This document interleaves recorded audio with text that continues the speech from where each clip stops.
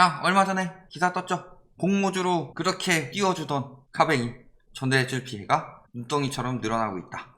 신청한 지 3주 뒤에 부결 통보 받았대요. 잔금 나흘 전에. 하루 전에. 물론 여기까지 가서 받을 수밖에 없는 상황이었죠. 대출심사 개판으로 하고 있다. 그리고 대출해준 데 놓고 안 해주고 있대요. 이게 1금융권이 맞냐? 피해자가 엄청나게 늘어나고 있죠. 빌려준 데 놓고 안 빌려준대요. 전세자금 대출 안 나오면 못 들어가요. 못 들어가면 어떻게 돼요? 계약금 날리는 거예요. 카뱅만 그런 것 같죠? 다른 데도 그런 거 있어요. 특히 서민들 대출 해주겠다 그런 식으로 해서 지원 많이 받아놓고서 신용등급 높은 사람들만 하고 있고, 서민 도와준다는 데가 어딨어요. 특히 은행권에서 다들 지들이 속에 바쁘지. 거기다 전세자금 대출이 전반적으로 전세가 폭등으로 인해서 문제가 생기고 있다. 우리은행 2분기에 대출 한도 소진해가지고 5월에 소진해서 6월에 은행 전체 한도가 차서 불가능하다. 이제 재개했는데 뭐라 그래요? 수요가 몰리면 또 제한될 수밖에 없죠. 그러니까 아예 농협 같은 데서 어떻게 하고 있어요? 신용대출을 2억 원으로 하향 조정하고 있고, 하나은행에서는 신용대출 판매 중단하고 있고, 신한은행에서는 마통 개설자 중에서 실적이 적으면 한도 축소하고 있고, 다 은행권에서 이렇게 축소하고 있죠. 전세자금 대출은 피해갈 것 같아요? 국가에서 DSR 적용도 안 했죠. 전세자금 대출은. 근데 은행권에서 자체적으로 대출을 줄이려고 하고 있다.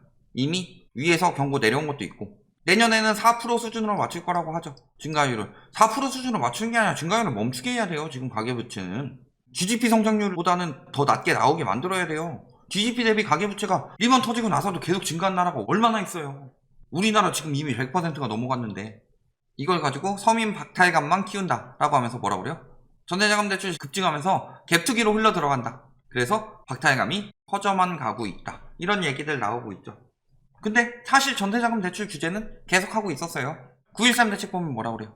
다주택은 전세자금 대출에 대한 공적 보증 금지한다. 그 다음에 1주택은 저소득이라고 보긴 그렇고 고소득자들 안 내준다는 거죠. 그러면서 보증 연장도 제한하고 전세대출도 실거주하지 않으면 회수한다. 여러 가지 이야기들이 있죠. 전세보증 제한. 전세보증금도 빌려가지고 여기저기 전세가 높여놓고 그 자금으로 갭투기도 하고, 그러니까 막은 거죠. 그 이후에 12, 16대 어때요? 1월 20일 날 뭐 나왔어요?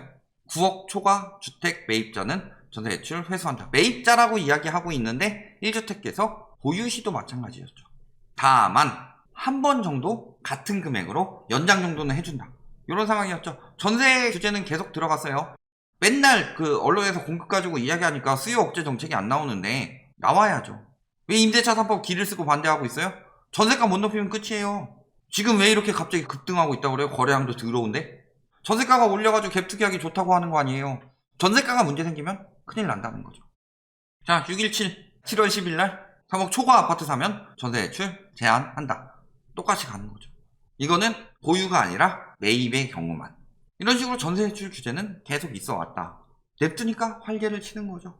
1년 동안 138억 원밖에 회수 못했다. 고작 연 91억 원밖에 못했다. 자, 이런 식으로 이야기하는데 해석이 이상하죠? 회수된 대출대기 미미한 것은 규제를 미리 파악하고 대출을 받지 않았거나 주택 매수에 나서지 않았던 것으로 해석된다. 자, 주택 매수를 하지 않았으면은 수요가 줄었죠. 그리고 대출을 안 받았으면 전세대출 수요가 줄어든 거죠. 그러면 이게 집값 안정에 기여한 거 아니에요?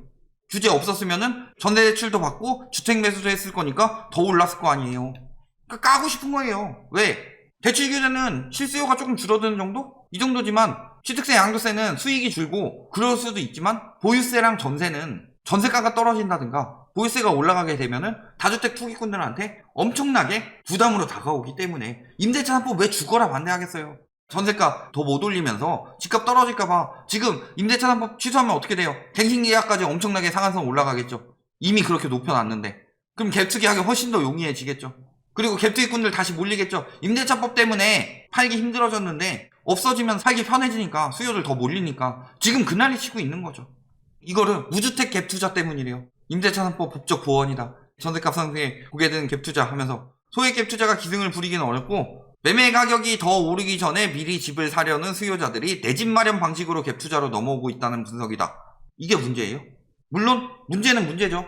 고점에서 집을 살 상황도 안 되는데 일단은 전세 놓고 사가지고 나중에 들어오겠다. 그거는 진짜로 언론이 계속 부추기고 집값이 계속 오를 것만 같으니까 어쩔 수 없이 하는 선택이다.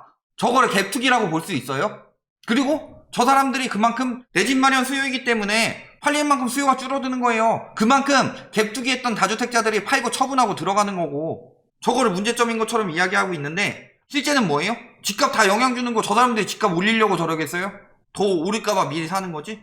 실제적으로 갭투기 문제는 이 인간들이죠. 2주택자와 3주택자 증가 속도가 1주택자 증가 속도를 확연히 압도하고 있다. 어디가 많았냐? 강남 3구, 마용성. 거기가 2019년 집값 막 급등했었죠. 강남 3구 다음에 마용성으로 흘러들어간다. 계속 그 난리 쳤었죠. 다주택 갭투기가 많이 들어갔으니까. 저걸 이제 와서 뭐 무주택 갭 투자 때문이다. 무주택자는 저거 내 집 마련하려고 저거 하고 있는 거고, 죽어도 다주택자 때문이라고는 안 하죠. 그러면서 다주택자가 전세 안정에 기여를 했대요. 지금 전세가 올리고 세입자들 내쫓고 하는 꼬라지를 봐라. 무슨 전세 안정에 기여를 해요. 틈만 하면 올려가지고 그 난리를 치고 있는데, 언론이 보호해줘야 할 사람들은 투기꾼으로 만들고 투기꾼들은 기여를 하고 있는 사람으로 바꾸고 있다. 이러니까 언론 욕을 안 할 수가 있어요? 그러니까 언론 신뢰도가 세계 꼴찌지. 좋은 기사가 있어서 갖고 왔습니다. 문재인 정부는 전세가 상승을 멈추는 법을 이미 알고 있다. 물론 이 제목 자체가 정부가 안 한다 이런 느낌일 수도 있는데 눈치를 많이 본 거죠. 자, 전세가 올라간 이유, 공급 부족이 아니다. 대출에 의한 심리적 요인이다. 대출 많이 내줘서 그렇다. 전세값이 오르기 시작한 건 MB 정부 때부터 전세자금 대출을 2008년 1억 원으로 출발해서 2억 원으로 확대하고 금리도 계속 인하했죠. 그리고 다음 정부 와서 무분별하게 확대, 본격적으로 발생을 했다. 자, 임대차 3법이 영향이란 분석이 많은데 뭐라고 해요? 기폭제에 불과하다. 임대차 3법 영향이 아니라는 문재인 정부의 설명에 공감한다. 늘 말씀드리죠. 대출 때문이라고. 저희도. 자, 전세 대출이 있으니 이를 이용해 전세에 들어가고, 그러니까 전세가가 상승하는 거다. 대출에 의한 심리적 요인에 따른 상승세다. 그러니까 기준금리가 떨어지면서부터 전세가 상승이 점점 더 가팔라졌다. 언론에서 전세가 상승 핑계 댄 게 첫 번째가 뭐였어요? 2019년 7월 분상제 선언. 그 다음에 작년 617 하다가 710 넘어갔다가 임대차 3법만큼 좋은 게 없으니까 임대차 3법으로 넘어갔다. 근데 항상 시기를 보면 어때요? 분상제가 아니라 2019년 7월 11월에 금리 인하했죠. 그리고 작년 3월 5월에 금리 인하했죠. 두 번째 금리 인하하는 시기부터 전세가가 폭등하기 시작했다. 근데 6월이 돼서 617 대책이 발표해야 하니까 710 핑계대고 임대차법 핑계댄다. 다 답은 나왔어요. 전월세 신고제 시행했죠. 6월부터. 전월세 신고제 때문에 전세가 다시 폭등한다면서요. 안 그렇잖아요. 왜? 이때는 금리 인하 안 했으니까. 엄연히 말하면 지금은 전세난이 아니다. 공급이 부족하면 집을 합치거나 길바닥에 나앉는 사람들이 있어야 되는데 그게 아니다. 전세가는 올랐어요. 수요는 많다고 하죠. 그런데 매물은 쌓여요. 문제는 뭐였다? 9.13 대책에서 1주택자까지 전세대출을 막겠다고 했는데 여론이 좋지 않아 한 발 물러섰다. 이게 문제다. 3억 이상 신규 매입하는 사람, 9억 이상 보유하는 사람, 이게 아니죠. 내 집이 있는데 그 사람들한테 왜 그 사람들이 딴 데 가서 전세 살라고 내줘요. 1주택자도 마찬가지지. 1주택 가지고 있는 사람들한테 전세자금 대출 안 내주면 돼요. 그러면 전세가는 금방 잡힙니다. 그리고 발표 앞두고 김현미 국토교통부 장관이 전세 대출에도 DSR을 적용해야 한다고 언급했지만 대책에서 빠졌다. 이게 문제라는 거죠. 그러니까 여론에 넘어간 거다. 이제 솔직히 수요 억제하는 정책 굉장히 잘 쓰고 있었어요. 임대사업자 빼고. 근데 문제가 됐던 건 뭐예요? 이제 와서 공급만 하고 있다. 여론이 좋지 않으니까. 확실하게 잡으려면 수요를 잡아야 돼요. 전세 수요 잡고 매매 수요 잡아야 돼요. 보유세가 올랐는데 집값이 오르면 보유세가 부족하다는 거겠죠. 그리고 우리나라의 투기의 핵심은 갭투기예요. 갭투기만 잡으면 집값 금방 잡혀요. 그럼 갭투기는 어떻게 잡아야 되냐? 전세자금 대출을 제한해야 한다. 일괄적으로 80% 내주지 말고 5억 이상이면, 6억 이상이면, 7억 이상이면 가격에 따라서 9억 이상 LTV 줄이는 것처럼 70%, 60%, 50% 이런 식으로 고가 전세일수록 전세 대출 줄여라. 그러면 잡힌다. 그거보다 더 좋은 방법은 1주택 가지고 있는 사람들한테 전세 대출 왜 해줘요? 박으면 전세가 금방 잡히는 거지. 서울 전세가 감당 안 돼서 외곽으로 밀렸나? 외곽도 전세가 띄우고 있죠. 전세가 띄우면서 집값도 올라가는 거죠. 오류 깨끗이 인정해야 된다. 임대차 3법 문제가 아니다. 매물 15% 줄었대요. 1년간. 이때 허위 매물 판쳐가지고 매매 매물은 반토막 났는데 전세는 15%밖에 안 줄었다는 거. 근데 허위 매물 빼고 나서 9월 21일부터 봐라. 얼마나 올랐나 매물을. 그리고 지금 맨날 전세 난민 이야기하고 전세가 상승이 집값 밀어 올린다고 그랬죠. 9.13 때 집값 떨어지니까 전세가 떨어질까봐 안달이 나서 전세가는 그래도 오른다. 12, 16하고 코로나 터진 다음에 집값 떨어지기 시작하니까 또 전세가는 계속 올라야 한다. 올라야 할 것처럼 계속 이야기하고 있고. 전세가 오르면 집값 계속 올라요? 그러면 MB 정부 때는 전세가 계속 올랐는데 집값 계속 떨어졌는데? 자, 임대차 3법 보완 예고, 신규 계약에도 5%를 적용하나? 2+2+2 뭐 이런 이야기들 나오고 있죠. 문제는 이런 식으로 제한하지 말고 차라리 제한할 거면은 이중가격도 문제가 된다면서요. 공시가격에서 한 80% 수준까지 해라. 깡통전세 안 나게. 지금 와서 5% 제한하는 게 무슨 의미가 있어요.